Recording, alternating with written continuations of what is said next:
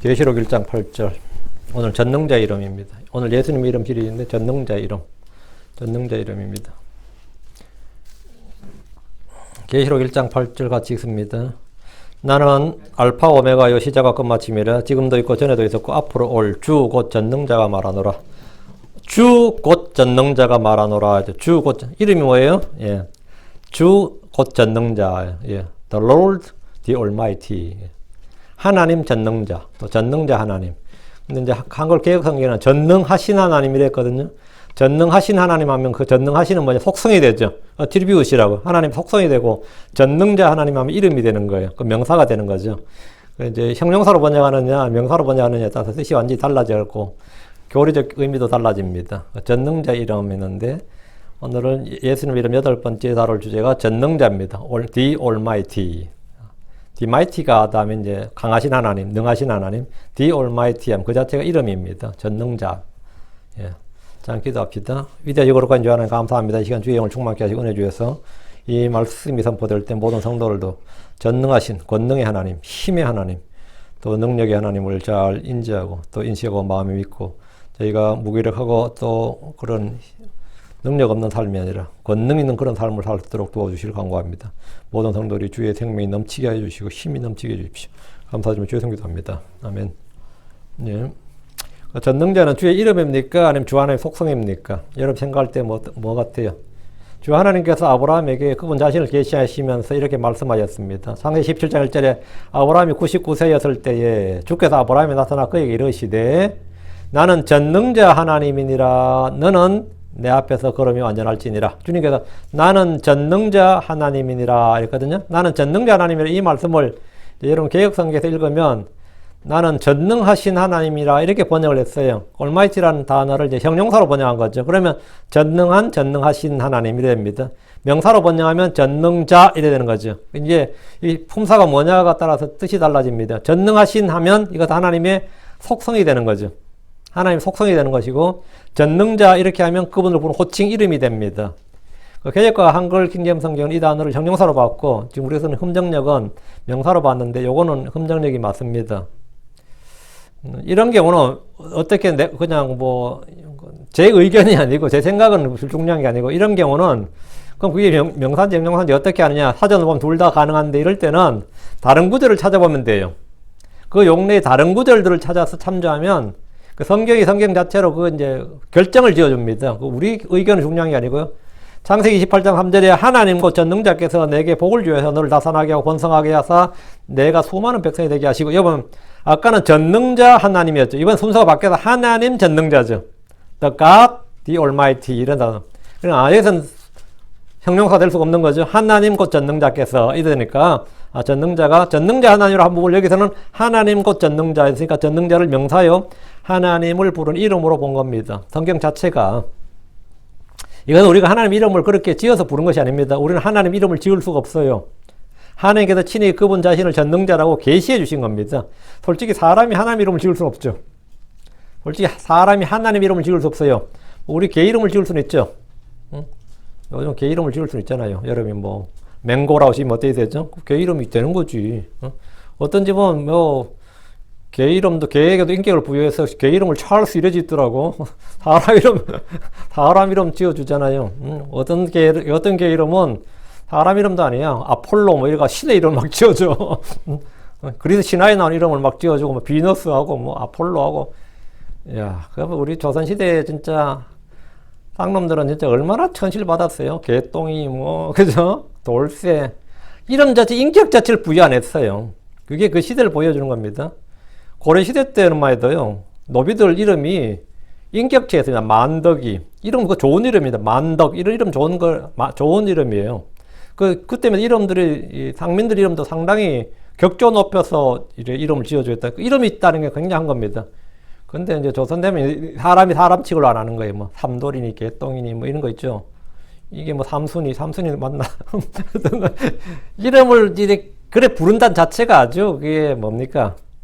그 시대의 그 사람에 대한 관점을 보여주는데 우리가 개들한테 우리 어릴 때야 뭐 개똥이하고 뭐 독구라 그러고 뭐 이랬지 요즘처럼 뭐 찰스라 그러고 맹고라 그러지는 않잖아요. 그만큼 높여주는 거죠 지금. 그 이름을 보면 그 시대의 그 가치관을 볼 수 있는 거죠. 얼마나 지금 걔들을 높여주게 그런 존귀한 이름을 붙여주겠어요. 진짜 이 귀한 곳에 그 개 같은 놈이 왔는데 그 귀한 이름을 붙여주잖아. 이 귀한 이름을 이제 그 개들한테 붙여준다고. 정말. 근데 사람이 하나님 이름을 지을 수 있어요? 그건 말이 안 되지. 사람이 어떻게 하나님의 이름을 알 수도 없는데 우리가 하나님 이름을 지을 수가 있냐고요. 모세는 주를 처음 만날 때 그가 만난 하나님 이름을 알지 못했습니다. 그래서 출애굽기 3장 13절에 보면 그분의 이름이 무엇이냐 하리니 내가 무엇이라 그들에게 말하리까 이게 모세가 뭐냐면 자기도 모르는데 백성들이 나한테 네가 만난 그 하나님 이름이 무엇이냐 이렇게 물으면 내가 무엇이라 그들에게 말하리까. 자기가 알면 아예 뭐 이런 말 필요가 없는 거죠. 나도 모르고 백성들 모르는데 그 백성들 핑계를 대가지고 지금 모세가 하나님 이름을 묻는 거예요 지금. 그런 주의 이름을 알지 못했고 백성들이 물어도 대답할 말이 없었습니다. 그러니까 그때 그들이 하나님 만났다 할 때는 뭐라고 답을 했어요? 우리 조상이 하나님 이렇게 말했어요. 아브라함의 하나님, 이삭의 하나님, 야곱의 하나님, 우리 조상들의 하나님, 이게 답이었다. 그게 전부였어요. 주께서 친히 그분의 이름을 이제 말씀을 해주셨는데 지금 전 세계 인구 중에 몇십억이 무슬림들이라고 그러죠. 15억 뭐 어떤 데 20억 그러더라고요. 무슬림 수가 많죠 실제로. 왜 동남아 인구가 워낙 많으니까. 사우디아라비아 같은 건 나라가 인구 3,500만 밖에 안 됩니다. 한국보다 적어요. 사우디아라비아가. 근데 이제 이란 인구가 좀 많아요. 한 1억 정도 될 겁니다. 이란이 좀 인구가 많고 중동 인구도 합쳐서 그렇게 안 많은데 인도네시아 이런 데 인구 엄청나거든요. 그러니까 인도네시아 이런 데 인구 동남아 워낙 인구 많으니까 15억 뭐 이렇게 불러요. 무슬림 인구가. 근데 그들에게 여러분 만약에 무슨 얘기가 되면 너희가 부르는 신의 이름이 무엇이냐 한번 물어보세요. 아무도 모릅니다. 코란에는 무슬림들에게는 그들의 신의 이름이 없습니다. 알라다 그러죠. 알라는 이름이 아닙니다. 알라는 신이란 뜻이지 이름이 아니에요. 알라는 그냥 신이란 뜻이에요. 하나님이란 뜻이지 이름이 아니다 말이에요. 그들이 코란을 100번 읽어도 그들은 그들이 섬기고 복종한다는 신의 이름을 모릅니다. 어떤 코란의 정통한 학자들도 그들의 신의 이름을 몰라요. 아무도 말을 못해. 근데 그들의 그 교리를 보면 신의 이름이 100개가 넘는다고 그래요. 그런 전부 다 속성이야. 그런 holy, beautiful 뭐 이런 건 속성이지 이름이 아니라고. 그건 말고 name, 이름이 뭐냐고 물으면 nothing이에요. 자기들도 우리가 부르는 신의 이름이 없다는 걸 아마 깜짝 놀랄 겁니다. 자기들도 몰라요. 우리는 우리가 부르는 신의 이름을 모르네. 응? 그들의 신에게는 이름이 없습니다. 그러나 성경에 주 하나님은 그분의 이름이 있습니다. 이름을 말씀하신다고. 야곱이 주를 만났을 때 창세기 32장 29절에 원하오니 당신의 이름을 말해주소서 했습니다. 원하오니 당신의 이름을 말해주소서. 이름을 말해달라고. 그러니까 주님께서 어째야 내가 내 이름을 묻느냐 그랬습니다. 주의 이름을 사람이 임의로 지을 수도 없고 사람이 상상할 수도 없고 알 수가 없습니다. 이름은 그분의 정체성과 신격을 모두 포함하는 것이기 때문입니다. 아담은 하나님이 지은 동물들 이름을 다 지었죠. 하나님이 지으신 동물들 이름을 아담이 지었죠. 그가 부른 대로 이름이 되었다고. 그러나 하나님의 이름을 짓지는 못했습니다. 잠언 3장 4절에 누가 하늘에 오르셨느냐 혹은 내려가셨느냐 누가 바람을 자기 주먹 안에 모으셨느냐 누가 물을 옷에 싸셨느냐 누가 땅의 모든 것을 굳게 세우셨느냐 내가 말할 수 있거든 그분의 이름이 무엇이며 그분의 아들의 이름은 무엇이냐. 요거 내가 말할 수 있거든. 이런 분이 누가 하늘에 오르셨느냐. 하나님 한 분에는 하나님의 아들 한 분에는 뭐라고요? 예, 하늘에 오르신 거 없지. 아무도 하나님 오르지 못했다고요. 하늘에 있는 하나님의 아들 한 분 외에는 하늘에 있는 하나님의 아들 예수 그리스도죠. 내가 말할 수 있거든 그분의 이름은 무엇이며 그분의 아들의 이름은 무엇이냐. 하나님의 이름은 무엇이고 하나님의 아들의 이름은 무엇이냐. 우린 다 압니다. 우린 다 알아요. 저호바 지저스 이거 다 알아요. 그분의 이름이 무엇인지 그분의 아들의 이름이 무엇인지 아는 사람은 크리스천들밖에 없습니다. 유대교를 믿는 이들은 결코 그분의 아들의 이름이 무엇인지 알지 못합니다. 지금 정통 유대인이라고 하는 사람도 있잖아요. 정통 유대인들 그 사람들은 그분의 아들의 이름이 무엇이냐 그러면 답이 없죠. 모르죠. 어떻게 알아. 하나님의 이름, 하나님의 아들의 이름을 우리는 날마다 부르고 구하고 찾습니다.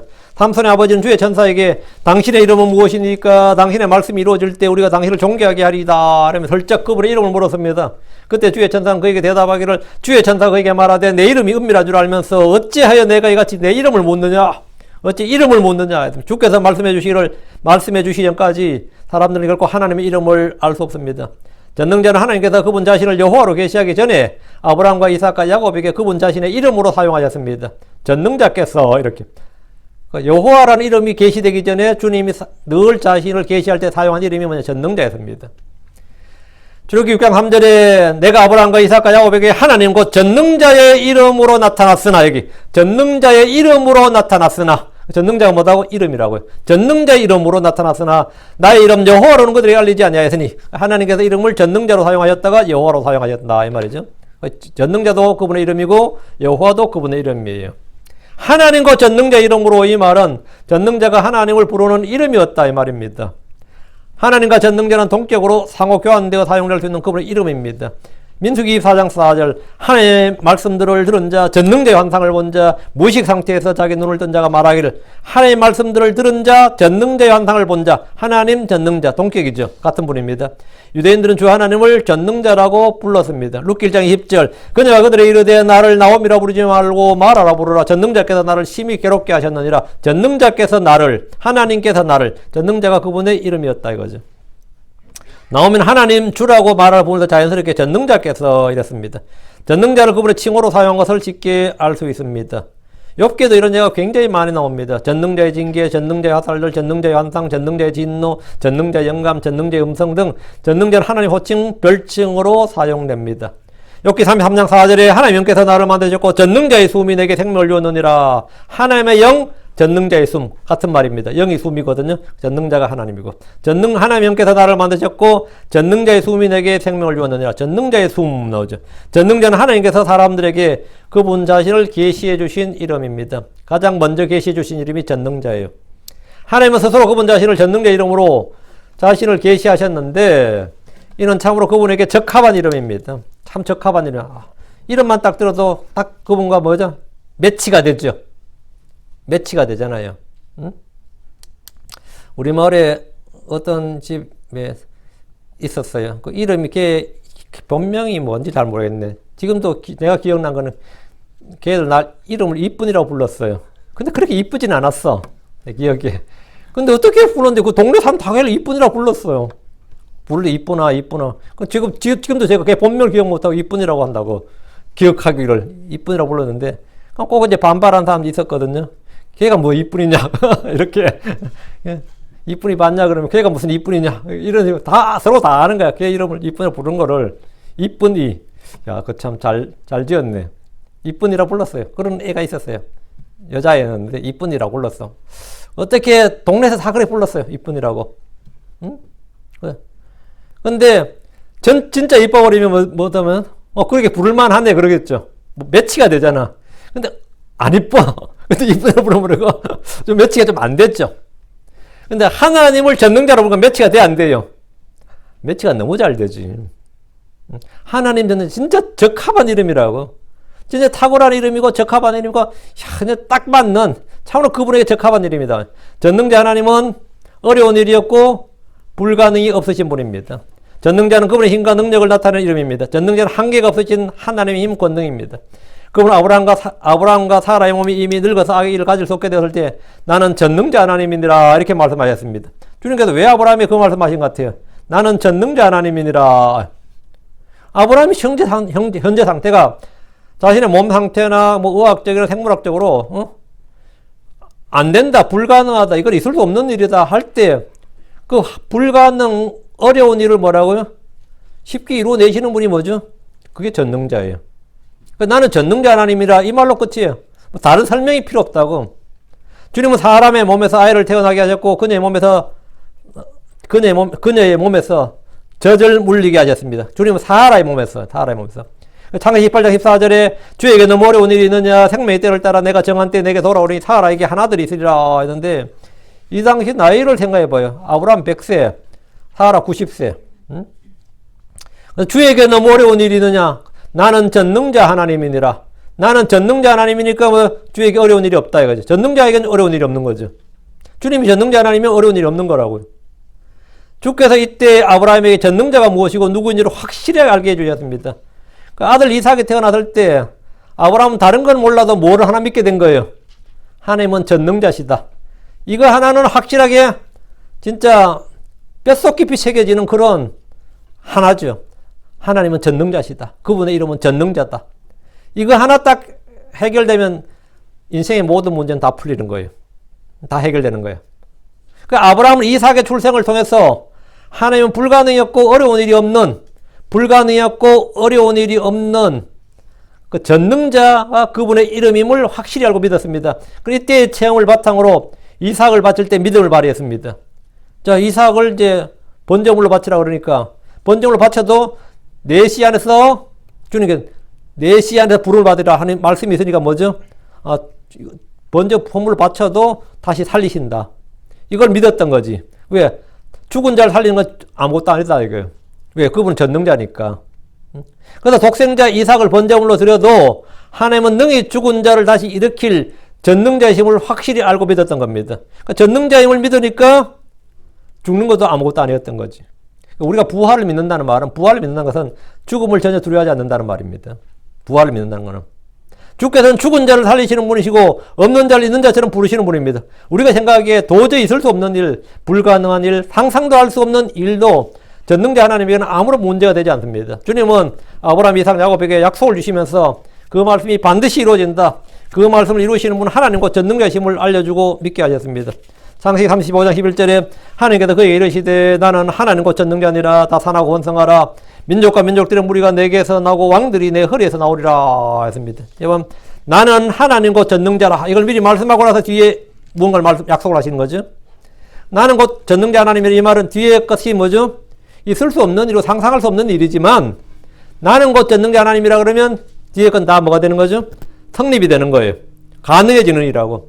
어렵지도 않고 쉬운 일이라고. 나는 전능자 하나님이라 하고 시작하는 말은 하나님께서 전능하신 능력으로 주님께서 친히 그 일을 이루신다 이거지. 주께서는 그분이 계획하신 대로 모든 일을 이루실 수 있습니다. 주님은 그분이 말씀하신 대로 하나도 오류 없이 실수 없이 100% 성취할 수 있습니다. 주님의 말씀은 헌이 없습니다. 헛된 말이 없다고요.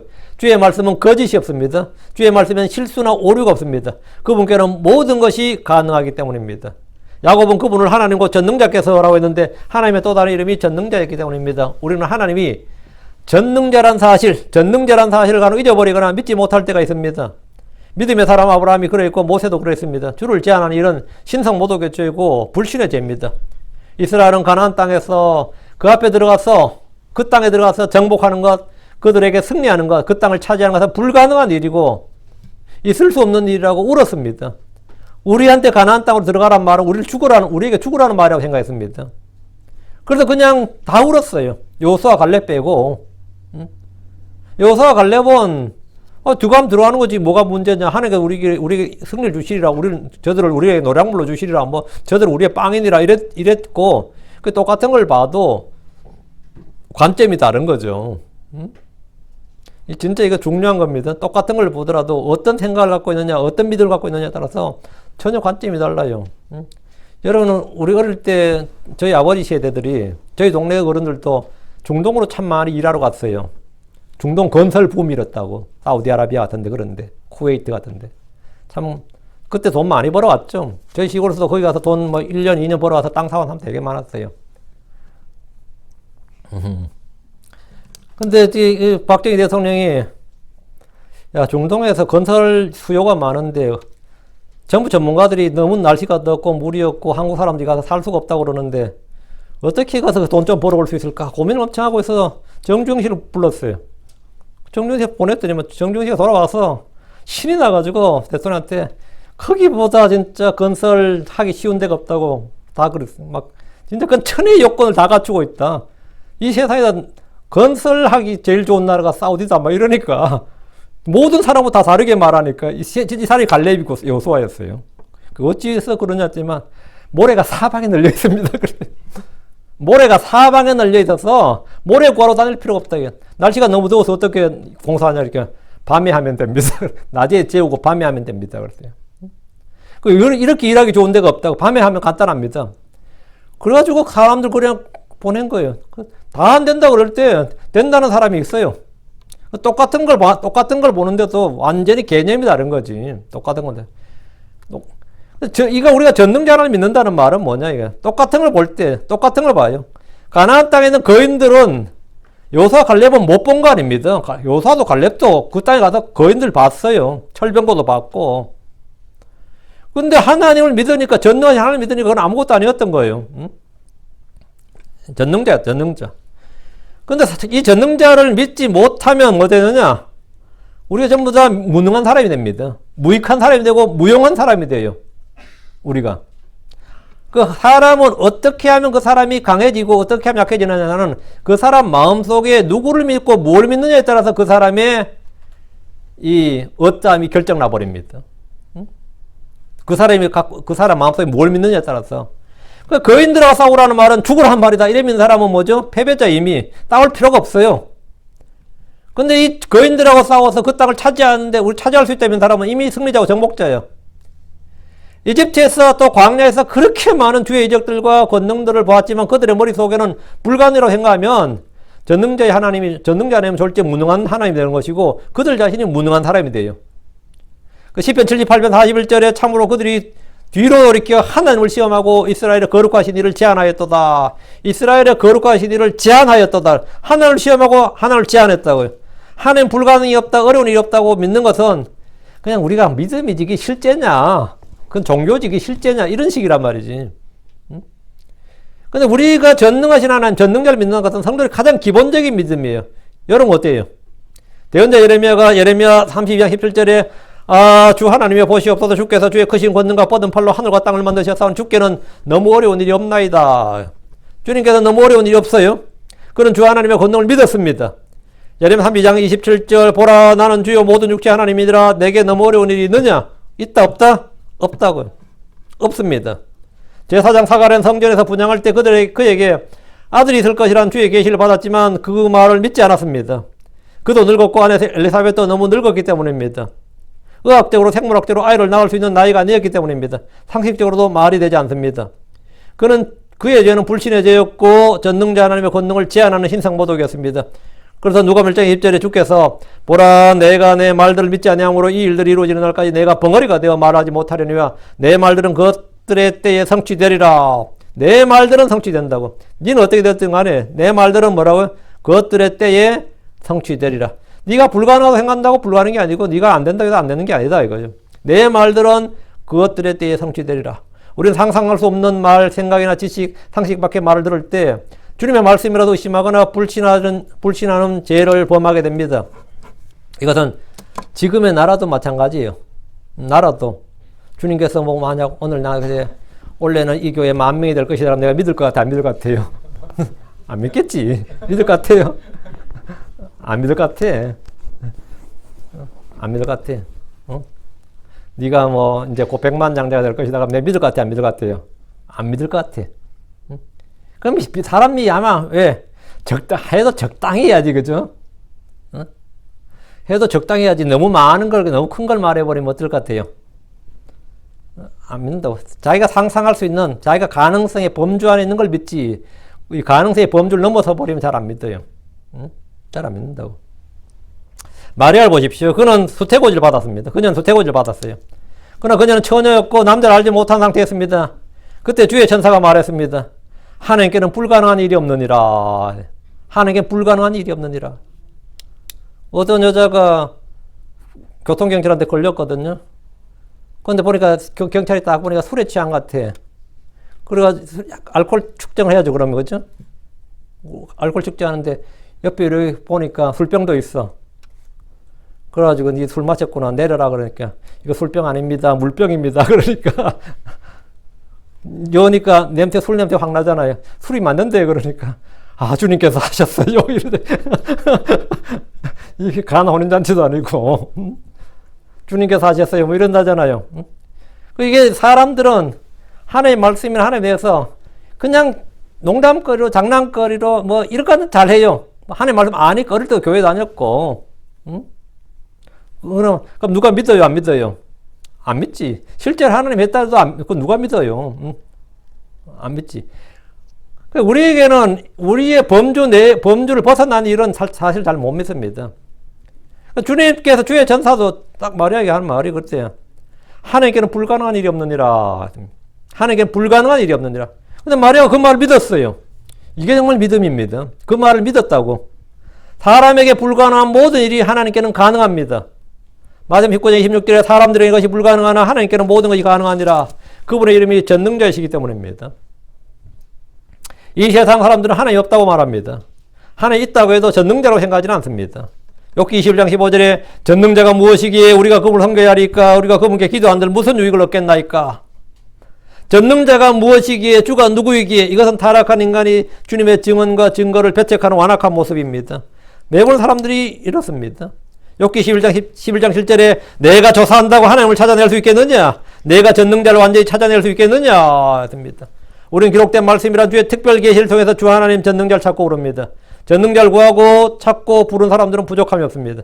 주께서 나의 모든 것이 되시기 때문입니다. 전능하신 하나님은 믿는 자들에게 힘을 주시고 힘이 되시는 분입니다. 주님은 나의 힘이십니다. 주님을 힘으로 삼는 사람들은 다른 어떤 힘이 없어도 결코 무능력하거나 무기력하거나 무익한 사람, 무용한 사람이 아닙니다. 전능자란 말에서 우리는 주 하나님이 힘과 권능이 하나라는 사실을 압니다. 모든 힘과 권능과 능력은 다 주께 속한 겁니다. 시편 62편 11절에 하나님께서 한 번 말씀하셨고 내가 두 번 들은 것이 이것이니 곧 권능은 하나님께 속하였다는 것이니라. 권능은 하나님께 속하였다. 권능이 뭐죠? 파워죠. 힘은, 파워는 하나님께 속했다고. 하나님 한 번 말씀하시면 됩니다. 두 번, 세 번, 네 번 다시 말씀하실 필요가 없습니다. 우리는 창세기 첫 페이지에서 이 사실을 반복적으로 볼 수 있습니다. 주께서 말씀하시니 그대로 되니라. 주님이 단 하루도 두 번 말씀하신 적이 없습니다. 빛이 있으라 하는데 빛이 안 오네. 그 주님께서 빛이 있으라, 빛이 있으라 막 여러 번 했느냐? 아니다 이 말이죠. 딱 한 번 말씀하셨지. 응? 주님께서 한 번 말씀하시면 그대로 됐지. 주님께서 말했는데 안 되는데 이런 건 없죠. 주님 두 번 말씀하실 일이 없었어요. 한 번 말씀하셨지. 주께서 말씀하시니 그대로 되니라 했는데 내가 아까 말했는데 왜 안 됐지? 이런 건 없다고. 성경 어디에도 그런 거 없어요. 주께서 일어나라 내 침상을 주고 걸어가라 그러는데 안 일어나네. 일어나라 일어나라 일어나라요. 오늘 은사주의 집회 가보세요. 머리에 손 얹고 병자 앞에서 몇 번 말합니까? 응? 일어나라가 아니라 1시간 동안 떠들어요. 막 일어나라 일어나라 주의 이름을 명하노 일어나라 내려 일어나라 이러면 자기가 더 지쳐. 앉은 사람 가만히 있는데 지가 더 지쳐가지고 막 그러면 일어나는 것도 난리 나요. 하나님 역사 아닙니다. 하나님 역사는 한 번 말씀하면 끝나야 돼요. 한 번 말씀하면 끝나야 된다고. 성경 어디에도 그런 얘기가 없어요. 그거는 주로 이제 마귀들의 역사나 무당들의 이쪽은 계속 떠들지. 그리고 뭐 일 나면 이제 사고 나는 거고요. 주님은 한 번 말씀하셨고, 예. 한 번만, 항상 그대로 돼요. 주님은 뭔가를 만들기 위해서, 아니면 뭔가 기적을 일으키기 위해서, 표적을 일으키기 위해서, 아니면 뭔가를 하시기 위해서 두 번, 세 번, 네 번 이렇게 말씀하신 적이 없습니다. 주께서 한 번 말씀하시면 다 그대로 100% 그대로 하나님의 뜻대로 계획대로 다 됩니다. 이것이 권능이고 힘이고 능력입니다. 하나님 우리에게 그 어떤 것보다 전능하신 하나님에 대해서 말씀을 많이 해주셨습니다. 또 역사를 통해서 보여주셨고 우리가 깊이 알기를 원하십니다. 성경에서 전능자란 말이 가장 많이 나오는 책이 욥기입니다. 무려 31번이나 전능자에 대해서 언급하고 있는데 그렇지만 욥은 전능자에 대해서 바른 지식과 믿음을 갖는데 상당한 시간을 필요로 했고 큰 시험을 겪어야 했습니다. 욥은 친구들 앞에서 당당하게 전능자에 대해서 설교했습니다. 욥기 27장 11절에 내가 하나님의 손으로 너희를 가르치겠고 전능자에게 있는 것을 숨기지 아니하리라. 그는 전능하신 하나님에 대한 깊은 조명과 지식이 있는 듯이 보였습니다. 자신도 자신을 그렇게 알고 확신하고 있었습니다. 욥과 욥의 친구들이 아는 전능자에 대한 지식은 상당히 깊고 놀라운 것이었지만 완전한 지식, 온전한 지식이 아니었습니다. 욥의 소원은 친구들의 충고가 아니라 전능자로부터는 직접적인 응답이었습니다. 욥기 31장 35절에 누가 내 말을 들어준다면 얼마나 좋을까 보라. 내 소원은 전능자께서 내게 응답하시는 것이요 내 대적이 이미 책을 썼으면 하고 바라는 것이라. 내 소원은 뭐다? 전능자께서 내게 응답하시는 것. 사람들이 나한테 충고하고 뭐하고 그건 나한테 소용없고 내 소원은 전능자께서 내게 응답하시는 것이요. 우리도 인생에 정말 어려움을 많이 겪을 때는 주님이 내게 응답해 주셨으면 좋겠다. 사람들 충고나 권면은 이제 필요 없고 그런 거 다 아무 소용없고 보라 내 소원은 전능자께서 내게 응답하시는 것이요.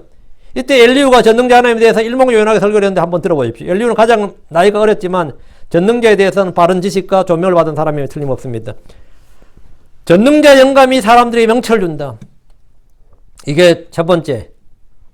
욥기 32장 8절에 그러나 사람 안에 영이 있고 전능자 영감이 사람들에게 명철을 주시나니. 전능자 영감이 뭐라고요? 사람들에게 명철, 깨달음을 준다고요. 이 말씀은 잠시 후에 하나님이 친히 욥에게 물으신 예상 질문에 대한 해답입니다. 주님께서 욥에게 누가 사람의 속중심부에 지혜를 넣어주었느냐, 누가 마음에게 명철을 주었느냐, 누가 주었어? 주님은 어떻게 하라고 말하지 않아요. 항상 누가 그러지. 항상 주님의 질문은 누가예요. 누가. 우린 누구한테 뭐 질문할 때 항상 how 하고 묻죠. 어떻게. 그래 나도 따라 살 거 아니야. 근데 성경에는 how란 건 없어요. 항상 who지. 누가 주었느냐. 누가 줬어요? 하나님이요. 전능자가 줬죠. 욥은 아무 말도 대답 못했지만 엘리후는 그 사실을 알고 있었습니다. 전능자 영감이란 바로 하나님의 호흡이 담긴 성경입니다. 모든 성경 기록은 하나님의 영감으로 주신 것으로 교리와 책망과 발효함과 의로교육하게 유익하니라 했는데 전능자 영감, 모든 성경 기록 하나님의 영감으로 주어진 것. 이것이 뭐라고? 사람들에게 언더스탠딩, 명철을 준다고요. 전능자 영감으로 주어진 성경을 통해서 우리는 전능하신 하나님을 접할 수 있고 믿을 수 있고 이해할 수 있습니다. 참 전능자의 호흡이 내게 생명을 주었다. 욥기 33장 4절 하나님 영께서 나를 만드시고 전능자의 호흡이 내게 생명을 주었느니라. 엘리후는 창세기 2장 7절에 하나님의 호흡을 염두에 두고 이 말을 했습니다. 주 하나님께서 땅에 흙으로 사람을 주시고 생명의 소금을 그 코에 불어넣으시니 사람이 살아있는 혼이 되리라. 전능자의 호흡이 뭐라고요? 내게 생명을 주었느니라. 하나님 영께서 나를 만드셨고 전능자의 호흡이 나에게 생명을 주었다고. 우리의 영은 하나님이 소금을 불어넣으신 것이고 우리의 생명은 주님으로부터 오신 것을 잘 인식하고 있습니다. 하나님께서 오늘이라도 우리의 영을 취해가시면 우리는 당장 한 줌의 흙으로 돌아갑니다. 욥기 34장 14, 15절에 그분께서 만일 자신의 마음을 사람 위에 두시고 그의 영과 그의 숨을 자신에게로 거두실진데 모든 육체가 다 같이 멸망하며 사람은 다시 흙으로 돌아갈지니라. 육체가 흙으로 돌아가는 거죠. 사람은 믿든지 믿지 않든지 이해하든 이해하지 못하든지 성경이 선포한 사실대로 그대로 되어지는 것이 현실입니다. 성경을 믿지 않는다고 해서 죽으면 흙으로 돌아가지 않는 것은 아닙니다. 전능자의 호흡이 내게 생명을 주었다. 전능자의 영감이 내게 명철을 준다. 다음, 전능자는 결코 불법을 행하지 않으신다. 욥기 34장 10절에 그러므로 명철한 자들이여 당신들은 내 말에 귀를 기울이라. 하나님 결코 악을 행하지 않으시며 전능자는 결코 불법을 행하지 아니하시나니. 전능자는 불법을 행하지 않는다. 악을 행하지 않는다. 하나님은 죄가 없는 분이다 이거죠. 전능하신 하나님은 공의로우시며 거룩하신 분입니다. 능력이 없다면 공의를 집행할 수 없습니다. 악을 행하는 자들은 경건의 능력이 없기 때문입니다. 하나님 전능하시기 때문에 불법이나 편법이 필요 없습니다. 하나님 전능하시기 때문에 누구의 도움을 필요로 하지 않습니다. 하나님은 전능하신 능력을 거룩과 공의의 범위 내에서만 사용하십니다. 사람들은 자신이 당하는 사건, 사고, 불행에 대해서 하나님께 부당함을 호소하고 항변하는 경향이 있습니다. 전능자는 결코 악을 행하지 않으시고 불법을 행하지 않습니다. 신명기 32장 4절에 그분은 반석이시오 그분의 일은 완전하시니 이는 그분의 길이 다 공의롭기 때문이라. 그분은 진실하시고 불법이 없으신 하나님이니 의로우시고 진실하시도다. 의로우시고 진실하시다. 하나님께는 불법도 없고 사람을 외모로 취하는 것도 없고 뇌물을 받는 것도 없고 불의가 없습니다. 하나님은 불의가 없어요. 어둠도 없으시고 전능자는 심판을 굽게 하지 않습니다. 욥기 34장 12절에 또한 참으로 하나님은 악하게 행하지 아니하시며 전능자는 심판을 굽게 하지 아니하시느니라. 하나님은 악하게 행하지 않는다. 하나님은 악하게 행하지 않는다. 전능자는 심판을 굽게 하지 않는다. 사람들은 자신의 욕심으로 시험을 받아도 원망은 하나님께 돌립니다. 욥은 하나님께서 자신을 부당하게 악하게 대하고 있다고 생각했습니다. 그러나 전능자는 심판을 굽게 하지 않으시고 악하게 행하지 않습니다. 전능하지 않다면 바른 심판을 기대할 수 없습니다. 만에 하나 오류나 실수가 개입될 수 있기 때문입니다. 그러나 하나님은 전능자이시기 때문에 어떤 오류나 실수가 개입되지 않습니다. 전능하신 분의 심판은 정확하고 오류가 없습니다. 주의 심판들은 참되고 그렇습니다. 전능자는 헛된 기도와 간구를 듣지 않습니다. 욥기 35장 13절에 헛된 것은 하나님이 결코 듣지 아니하시며 전능자는 것을 중히 여기지 아니하시느니라. 전능하신 하나님은 우리의 주인이시지 종이 아닙니다. 우리가 하는 헛된 기도와 쓸데없는 요구사항을 충실히 수행하는 도구 아닙니다. 전능하신 능력은 우리의 참되고 진실한 기도를 이루시는 데 아낌없이 사용되지만 헛된 것, 불의한 것들에는 귀를 기울이지 않으시고 오히려 대적하십니다. 하나님이 자신의 무한한 능력을 사용하시는데 네 가지 원칙이 있습니다. 첫째, 때의 원칙입니다. 내가 막 간절히 기도하고 믿음의 기도를 하는데 잘 안 이루어지는 것 같아요. 내가 불법을 기도하거나 불법을 마음에 품고 있는 건 아니야. 난 하나님의 뜻대로 하는 기도야. 믿음의 기도를 했어. 근데 하나님께서 그 기도를 응답하시는 데는 원칙이 있다고요. 그게 첫 번째 때의 원칙이에요. 때가 아직 아니다 하면 안 되는 거예요. 하나님의 때, 하나님께서 때가 아니면 사용하지 않는다는 겁니다. 하나님의 때를 기다린 것을 우리는 인내라 그럽니다. 그걸 인내라 그래요. 그 때에 맞게 하나님 그 때에 맞게 한다. 그 때가 있다. 둘째가 성장입니다. 성장의 원칙. 주님은 성도가 자라게 하시는데 자신의 능력을 쓰십니다. 뿌려진 말씀의 씨앗이 자라서 열매 맺게 하는 능력은 전체로 주님의 능력입니다. 우리 어떻게 뿌려진 씨가 자라는지 이해할 수 없습니다. 성경 자라게 하시는 분은 하나님이라고 말씀합니다. 작은 씨앗이 자라서 나무가 되고 열매가 맺히는 걸 보십시오. 주님의 전능하심을 보게 됩니다. 셋째는 기도의 원칙인데 주님 우리가 기도하지 않을 때 자신의 능력을 사용하지 않으시고 보류하십니다. 많은 일들이 이루어지지 않는 것은 능력의 부족이 아니라 기도의 부족 때문입니다. 너희가 얻지 못함은 뭐 때문이다? 구하지 아니하기 때문이요. 너희가 얻지 못함은 구하지 아니하기 때문이요. 했습니다. 예. 나는 많은 것에서 진짜 구하지 않아서 얻지 않는 것 많습니다. 왜 구하지 않았냐? 필요 없으니까 안 구한 거예요. 그게 너무 필요 없으니까 안 구하는 거지. 다음은 뭐죠? 필요한데도 안 구하는 거는 믿음이 없어 안 구하는 거예요. 뭐 필요는 한데 뭐 될 거라고 생각 안 하니까 기도 안 하는 거죠. 필요한데 될 거라고 생각 안 하니까 기도 안 하고 뭐 그냥 자기가 한번 해보는 것이 계속 트라이 해보는 거죠. 계속 트라이 하는데 기도를 안 해. 응? 기도를 해도 별로 그 기도에 대해서 응답은 별로 또 기대를 안 해. 예. 그러니까 그게 이제 성도들이 하나님의 능력을 맛보지 못하는 이유죠. 주님의 전능하심을 경험하지 못한다고. 우리가 하나님의 능력이 부족한 것이 아니라 우리의 기도의 부족이다. 다음에 믿음의 부족이다. 이게. 기도했는데 안 됐습니다. 그러면 그건 믿음의 부족이에요. 넷째, 공의와 긍휼의 원칙입니다. 하나님의 전능하신 능력은 공의를 파괴하는 경우에는 결코 사용되지 않습니다. 의를 훼손한다. 그러면 그건 하나님의 능력은 의를 훼손한 데는 사용되지 않아요. 주님은 우리 주 예수 그리스도의 대속을 근거로 공의를 충족시킨 성도들에게 긍휼을 베푸시고 전능하신 능력을 사용하십니다. 십자가의 대속을 통한 공의의 충족 없이 하나님의 긍휼을 입을 수가 없고 주님의 전능하신 능력을 맛볼 수 없습니다. 대속이 없이는 맛볼 수 있는 주의 능력은 오직 심판밖에 없습니다. 대속 없이 주님의 능력을 맛본다. 그건 뭐 주의 심판의 능력이에요. 전능자는 하나님의 계시를 통해서만 알 수 있습니다. 욥기 37장 2, 3절에 전능자로 말하건대 우리가 그분을 찾아낼 수 없나니 그분께서는 권능과 공의와 풍성한 정의가 크게 넘치심으로 사람을 괴롭게 하지 아니하시느니라.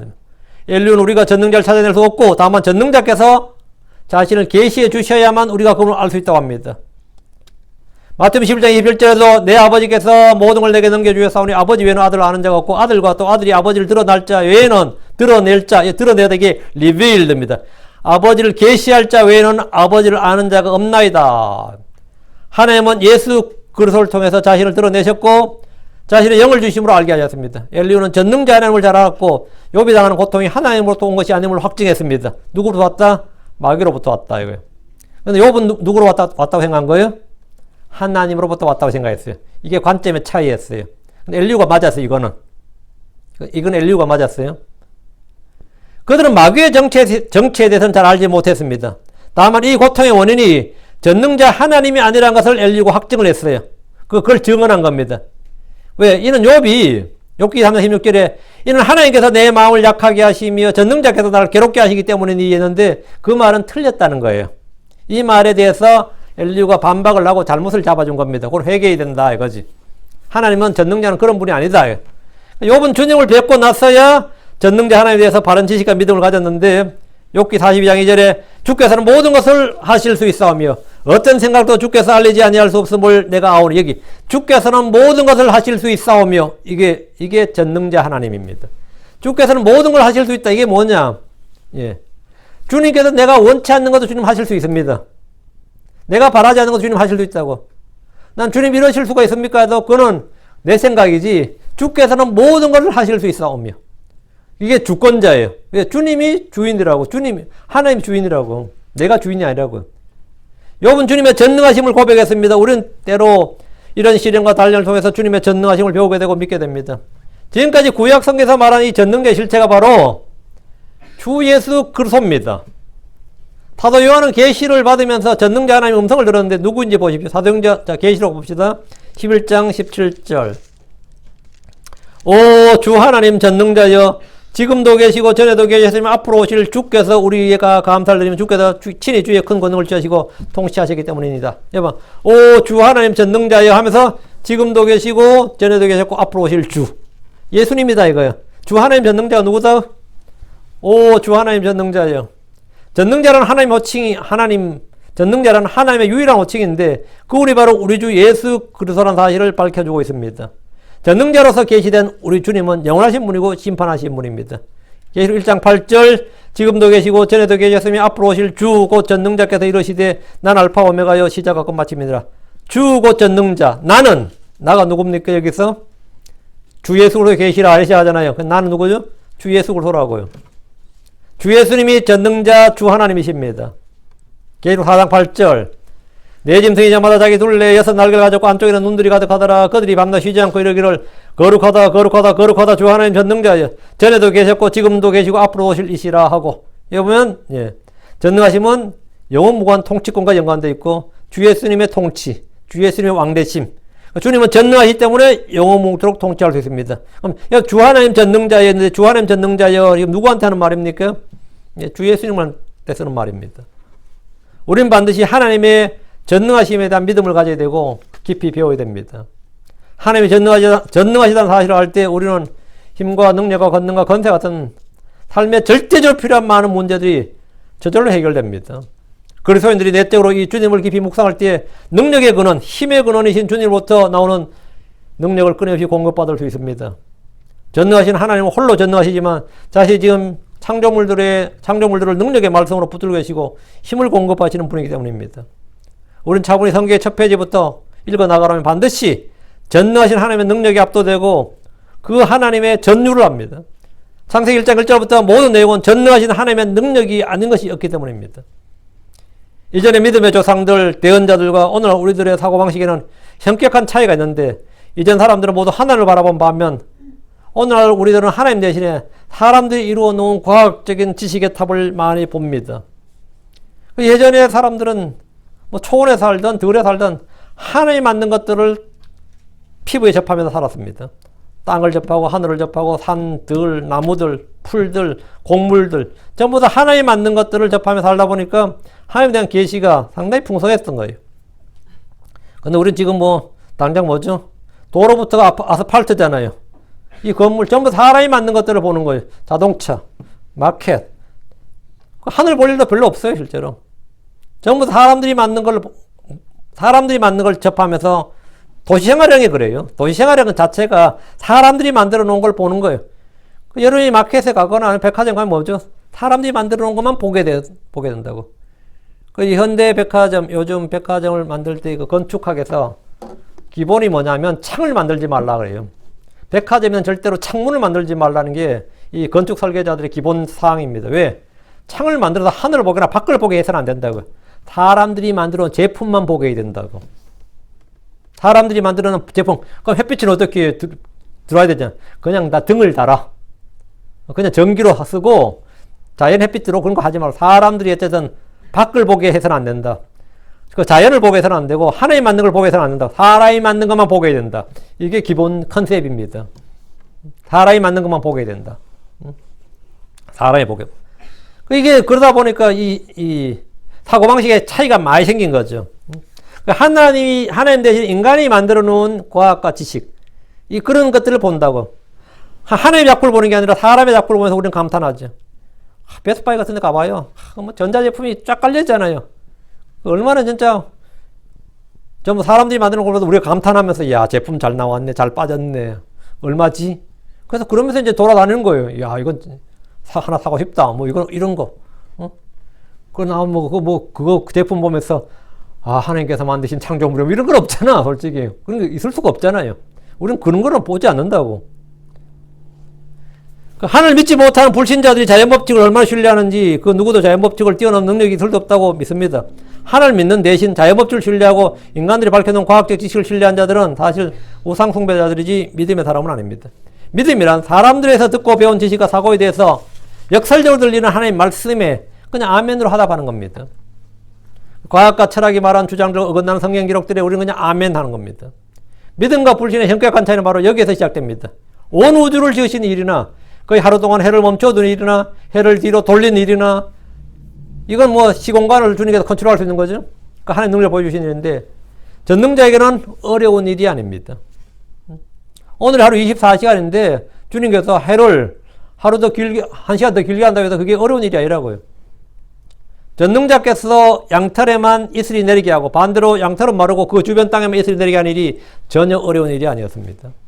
주님 홍해를 가르는 일이 어려운 일이 아니셨듯이 저와 여러분 어떤 문제를 돕는 일에도 조금도 어려움이 없는 분입니다. 어떤 문제에서도 주님께서 어렵도다 힘들도다 하는 일은 없습니다. 야, 그 문제는 진짜 나도 좀 어렵다. 그런 건 없어요. 그런 건 없어요. 주님이 정말 힘들어하시고 지치신 일이 있긴 있는데 주님께서 진짜 힘들다. 나도 힘들다. 나도 지친다고 하는 일이 성경에 있긴 있어요. 그게 뭐냐면 그분의 백성들이 죄를 짓는 것, 마음은 없이 형식적인 예배를 드리는 것, 헛되이 봉헌물 드리는 것, 헛되이 뜰을 밟는 것, 이런 거 주님께서 내가 지친다 그랬어요. 너희가 드린 봉헌물에 내가 지친다고. 사람들이 헛된 기도에 주님이 지친다고. 안 그렇겠어요? 올라오는 기도가 전부 다 헛소리만 올라와봐요. 그것도 어떨 것 같아요? 지치죠. 계속 헛소리에 되면 지칩니다. 하나님의 이 능력은, 하나님의 이 권능은 말이야. 예수 그리스도를 통해서 그 하나님의 전능하시고 무한하신 능력, 무한한 지혜, 이건 예수 그리스도를 통해서 우리에게 전달이 됩니다. 때로 주님이 우리에게 적은 능력밖에 주시지 않는 것 같아도 이는 주님의 능력의 문제가 아니라 우리가 주의 능력을 주님의 뜻에 맞게 쓰지 못하기 때문에 제한하시는 겁니다. 주님 필요한 때에 필요한 힘을 주십니다. 필요한 때에 필요한 힘. 전능하신 하나님을 믿는다면 약함이나 죽음과 질병, 파산 같은 눈물과 슬픔은 전혀 문제가 되지 않을 겁니다. 여러분 실제로 그런 연약함 가운데 있다 하더라도 그 연약함이지. 그렇지만 연약함을 견딜 수 있는 힘이 있고 이길 수 있는 힘이 있고 그걸 기뻐할 수 있는 힘이 있다면 그건 연약함을 이미 극복한 겁니다.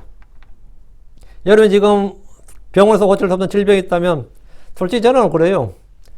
암 걸렸다 그러면 내 몸이 암을 견디기가 쉬울 것 같아요. 그 화학요법, 그 방사선을 견디기가 쉬울 것 같아요. 몸이 암을 견디는 게 더 쉬울 것 같아요. 그 밖에다 방사선으로 막 치료한다 그러는데 그게 내가 살리는 건지 죽이는지 잘 모르겠습니다. 솔직히. 암도 나를 죽인다 치고 거기다가 방사선까지 나를 죽이면 막 싸대면 어떻게 될 것 같아요? 더 빨리 죽겠죠. 응? 근데 지금 현대 치료법이 대부분 다 그런 식입니다.